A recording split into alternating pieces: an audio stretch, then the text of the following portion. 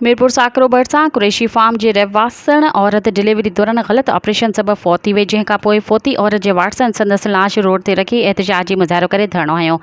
अल Mustafa medical centre Mirpur साकरो में 25 वरनि जी आयशा ज़ाल रशीद मल्ला जो ग़लत ऑपरेशन कयो वियो, जंहिं दौरान औरत फौत थी वई। फौती औरत जे वारसनि डॉक्टरनि जी ग़फ़लत जो इल्ज़ाम मढ़ंदे संदसि लाश मीरपुर साकरो केटी बंद रोड ते रखी धरणो हणी छॾियो आहे। इन मौक़े ते फौती औरत जे वारसनि चयो त गुज़िरियल ॾींहुं नारी खे डिलीवरी लाइ अस्पताल में दाख़िल करायो, जंहिंजा ऑपरेशन कया विया, जेके अस्पताल जी सैकड़ाट माण्हुनि ऑपरेशन कया, जंहिंजी करे औरत फौत थी वई। हुन चयो त मुस्तफ़ा अस्पताल कोस घर बणियल आहे, फौरी तौर ते अस्पताल खे सील करे डॉक्टरनि ते क़त्ल जो केस दाख़िल कयो वञे। मज़ीद ख़बरनि ऐं तफ़सीलात लाइ विज़िट कयो असांजी वेबसाइट www.awamiNewsHD.com ऐं ॾिसंदा रहो अवामी न्यूज़ HD।